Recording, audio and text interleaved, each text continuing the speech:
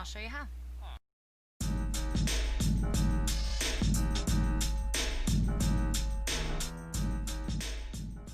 You can either have this at ground level, or over here we used a Schematica program to put this in our world, and I did extend it to put my horses underneath. I will put the link to the schematic in the description box below. For the regular tutorial, just stay tuned. So today's tutorial is going to come in two parts. One, we're going to need to build the farm, and two, we need to build the contraption that holds the villagers. So we're going to start off with the farm. For today's example, I'm going to show you ground level. So the best thing to do is blocks get hydrated, I believe it's 4 one way, actually 4 in each direction if I'm not mistaken. I know the 5th block never gets hydrated. And I did turn mob spawning off, which the command for that is this here, /game rule space do mob spawning space false. And it's like a toggle command. You just hit enter again and it pops back up. So the slimes that are here are going to stay here, but no other ones will come. So for demonstration purposes, we're going to build a small farm here. And I'm going to place my water to keep my plants hydrated. We're going to use our diamond hoe or whatever kind of tool you have. Whatever kind of type of hoe you have, I guess. Types of hoes. Let's get this all tilled up here. Now, if you don't have trample off on your game, and I suggest doing this anyway because it just keeps mobs away from your villagers, especially zombies. Zombies are attracted to villagers, so if you are putting this in a world that has active mobs, you need to make sure that you block the villagers in. I would do it with a fence. This is basically an outdoor setup. And I'll show you a little bit more because see how this, if you got mobs or animals coming in and you don't have trample off, your farm's not going to be very productive. So I usually only put one level around, but just to keep this annoying slime out of the way here, I'll just go ahead and make it too tall.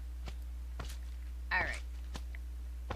So once you got that planted, if you want lights, the best thing that I suggest doing, and what I also have on my personal farm, which I did make a lot of changes to my backyard, so my decorated house tour video will have an update this week, and I added redstone lamps,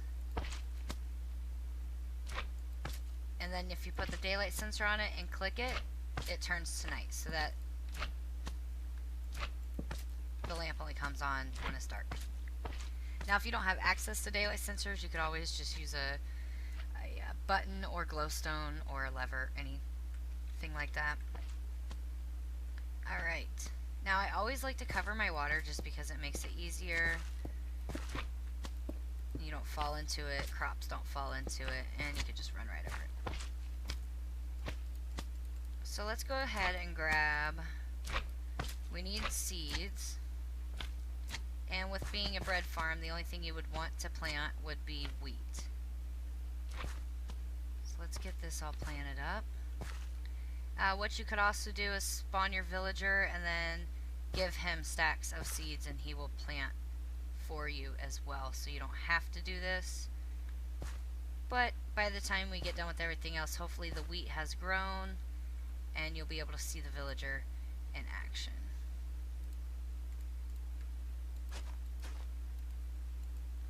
Alright.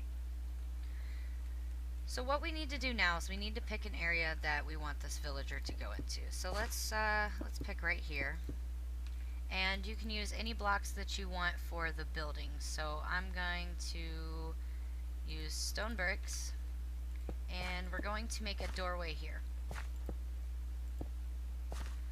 So the door is going to need to go here in the front. Now, I'm not going to build the rest of this because it'll be easier for me to show you without everything above us. Your hopper is going to want to go right here. And you need a second hopper right there. you're also going to need a way to come in and collect that, but we'll get to that point.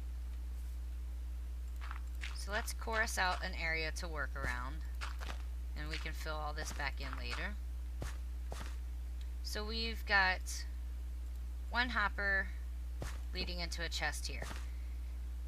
When the villager comes in, he's going to throw bread to the other villager to feed him. The other villager is stuck in here and he can't go anywhere. So that forces the farmer villager to throw the bread at him. Well, if he stands here and throws it, it'll collect in here. But sometimes I notice if they stand super close to the edge and throw it, then it gets trapped down here where there's usually not a hopper. So adding this hopper was something that I changed this morning. So we've got this hopper leading to here, and then we've got this hopper here where the villager's going to stand. So let's fill this in. And we can go ahead and make this 3 blocks tall up from the ground. Cover that up.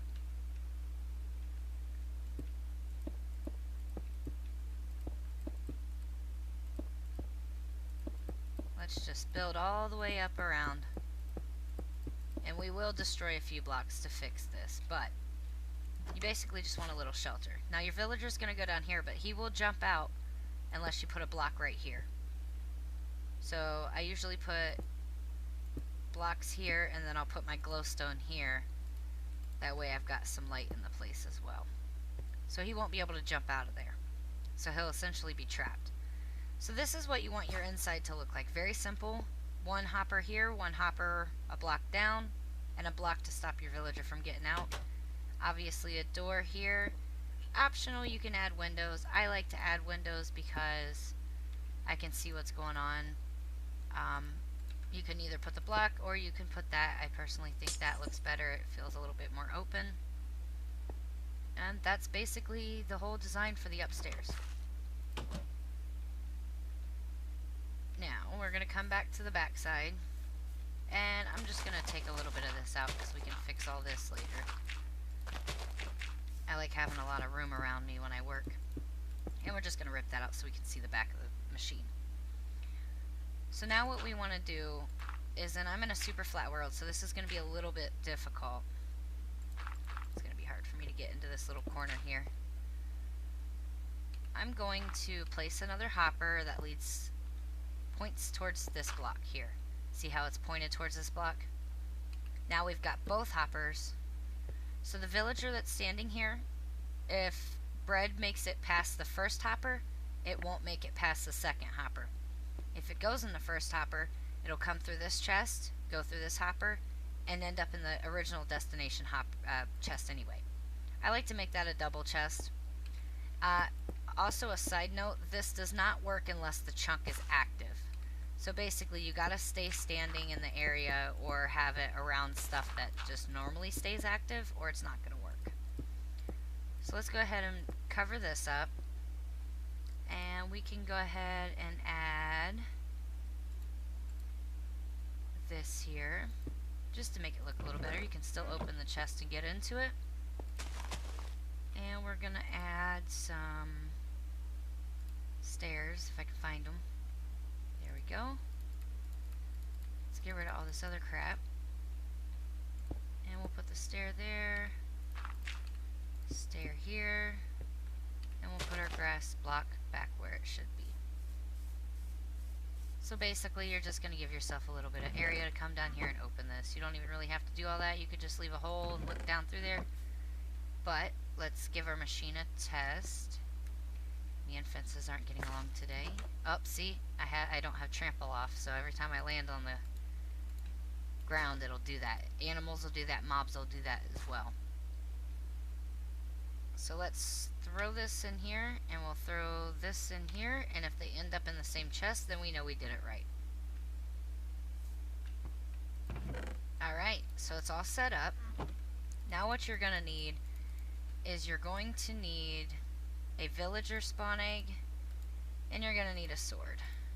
And I'm going to beef my sword up a little bit because you will go through a lot of villagers to find a farmer. So give me 1 second. You're going to need a tough sword because it's going to take you longer if you got to hit the villager 6 or 7 times.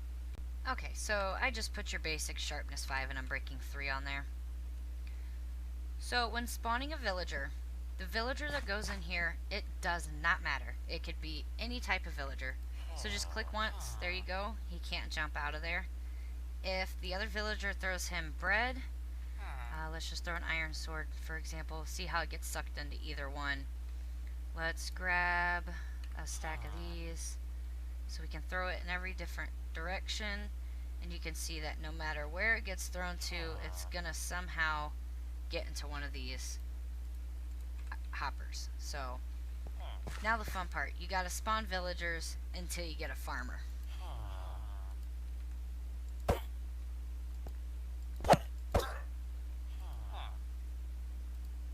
Ooh, we lucked out today, guys. 2 of them. So optionally, you can also level up your farmer on Batman MC server, our new server, which we have information for that on the channel as well. You can there's a certain potion, actually Lee's the one that made it, where you can make your villagers virtually indestructible.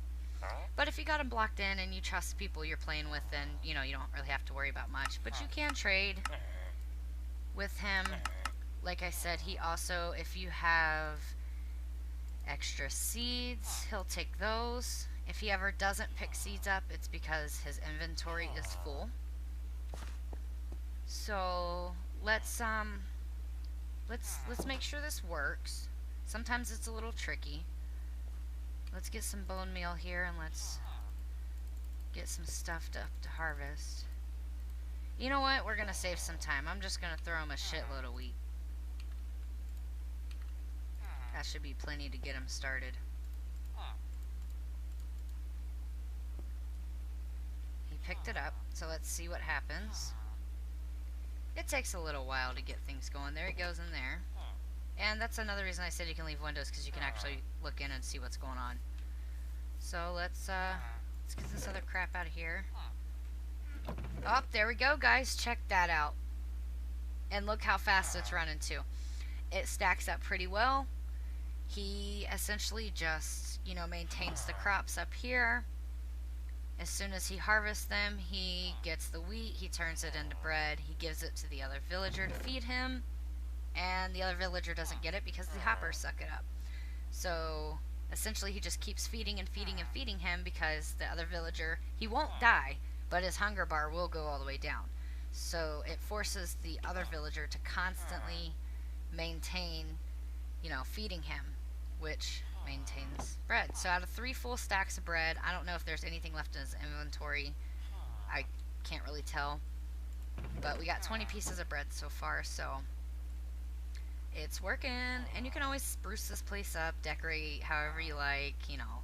I do know that once you start getting into the bigger size farms, maybe 2, 3 times this big, it seems like they stop working. So I would definitely stick to small farms when it comes to this design.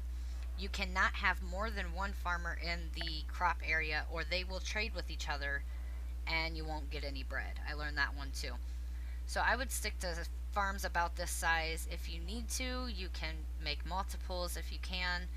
You know, it's a great system to use. I think it's absolutely fabulous, and because I run the bake shop on our server, which we have a video for that if you're interested, it's really cool. Because, oh look, the lights just popped on. Because of running the bake shop, I made a couple of these, and to me personally it feels like I have little employees that work for me for the bake shop. So I think it's really cool. It adds a element of animation, it adds a element of, you know, intuitivity that's a big word, but you know, I think it's really cool. So definitely try it, check it out, and if you do, let me know how it worked for you and what you're using it for. So thanks for watching, guys. Keep an eye out for that new updated decorated house tour. If you subscribe and notify, click that bell button, you'll always get notified when I upload a video. Thanks for watching, guys. Have a great day.